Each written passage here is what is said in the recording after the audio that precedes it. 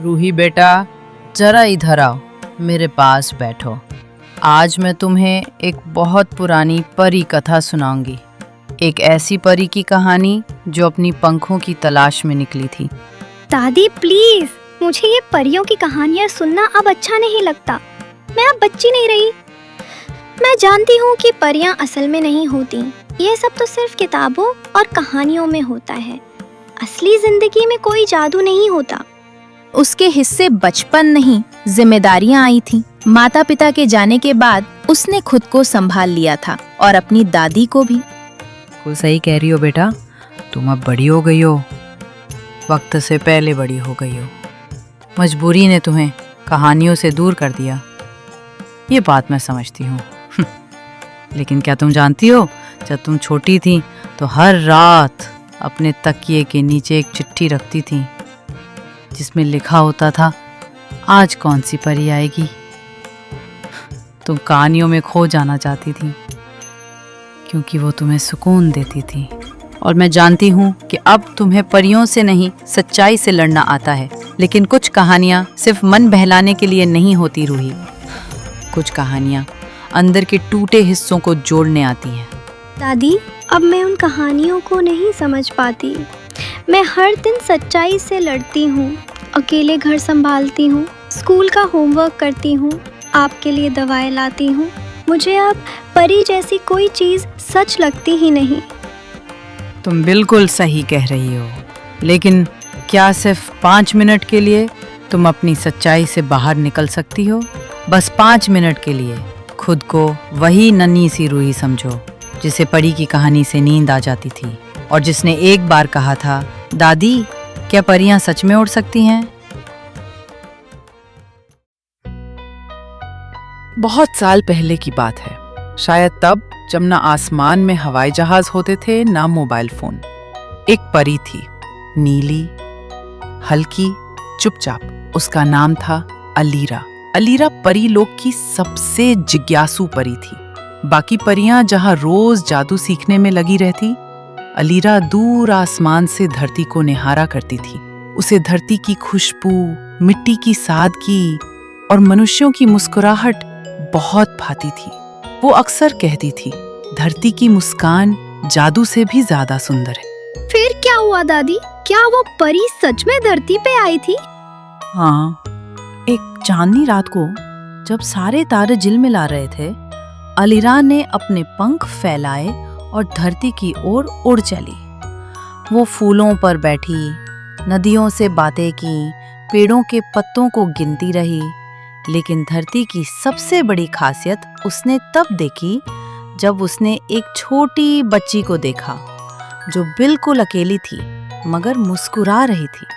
अलीरा ने समझा कि मनुष्यों के पास भी एक अलग तरह का जादू होता है, दर्द में मुस्कुराने का जादू। उसी पल उसने फैसला किया, मैं इस धरती पर कुछ और समय बिताना चाहती हूँ। पर नियम था, अगर कोई परी ज्यादा समय तक धरती पर रुके तो उसके पंख धीरे धीरे फीके पड़ने लगते हैं। और वैसा ही हुआ बेटा।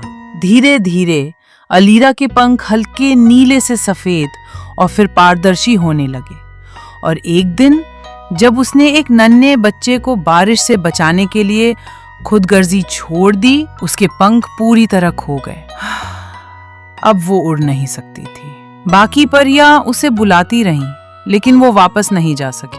तो फिर उस परी ने क्या किया दादी? क्या वो हमेशा के लिए यहीं रह गई? कहानी तो यहीं खत्म होती है या शायद शुरू होती है। कोई नहीं जानता कि अलीरा कहाँ गई। पर कुछ लोग कहते हैं कि जब कोई सच्चा दिल चुपचाप किसी खोए हुए अपने को पुकारता है तो वही परी उस पुकार तक पहुंच जाती है। उसके पंख तो अब नहीं हैं, लेकिन उसकी मौजूदगी आज भी महसूस की जा सकती है, खासकर चांदनी रातों में। कुछ कहानियाँ झूठ नहीं होती, वो बस किसी सच को महसूस कराने का जरिया होती हैं। और कभी कभी एक कहानी ही हमें फिर से खुद से जोड़ देती है। उस रात जब पूरा गांव गहरी नींद में सोया था, एक ही बच्ची थी जो एक कहानी के जादू में खोई हुई थी, रूही। रूही बेटा, आग धीमी पड़ रही है, जरा कुछ लकड़ियां ले आ ताकि रात भर ठंड ना लगे।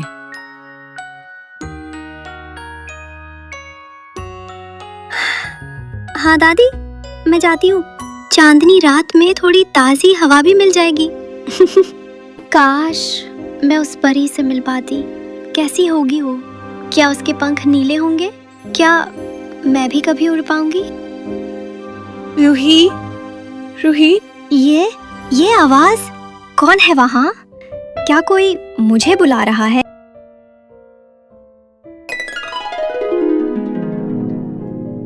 तुम कौन हो? और तुम मेरा नाम कैसे जानती हो? मैं वही हूँ जिसके बारे में तुमने अभी अभी सोचा। तुमने मुझे दिल से याद किया, इसलिए मैं तुम्हारे सामने आ सकी। लेकिन मैंने तो सिर्फ एक परी की कल्पना की थी। मैंने तुम्हें नाम से तो नहीं पुकारा। दिल की आवाज नाम से कहीं ज्यादा शक्तिशाली होती है रूही। मैं हूँ नीली परी अलीरा।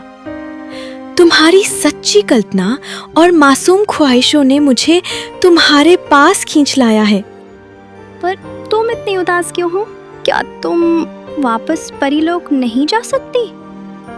नहीं, जब मैं धरती पर आई थी, एक गलती से मेरे पंख मुझसे अलग हो गए। अब जब तक मैं अपने पंख वापस नहीं पाती, मैं ना तो उड़ सकती हूँ, ना ही अपने लोक लौट सकती हूँ। बस इन्हीं चांदनी रातों में भटकती रहती हूँ।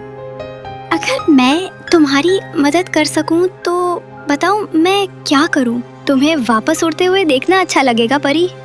और यही वजह है कि मैं तुम्हारे पास आई हूँ रूही। शायद तुम्हारे भीतर वो सच्चाई है जो इस जादुई सफर की चाबी बन सकती है। लेकिन रास्ता आसान नहीं है। अलीरा, क्या सच में कोई रास्ता है जिससे तुम्हारे पंख वापस आ सकते हैं? बताओ ना, मैं तुम्हारी मदद करना चाहती हूँ। हाँ रूही, एक रास्ता है, लेकिन वो बहुत कठिन है। कैसा रास्ता? मुझे बताओ। चाहे कुछ भी हो, मैं तुम्हारे साथ हूँ। जंगल की गहराई में एक सूखा हुआ जादुई झरना है। उसे बलरारा कहते हैं। सदियों से वो सोया हुआ है। अगर मैं उस झरने का पानी पी लूं, तो शायद मेरे पंख फिर से लौट आए। पर अगर झरना सूखा है तो फिर पानी कहाँ से आएगा? वो झरना आम नहीं है रूही। वो केवल एक नेक, सच्चे और निर्दोष दिल वाले इंसान की पुकार पर ही जागता है, और उस इंसान को देनी पड़ती है एक परीक्षा। अगर मेरी सच्चाई ही झरने की परीक्षा है तो मैं तैयार हूँ। चाहे जो भी हो जाए, मैं तुम्हारी मदद करूंगी अलीरा।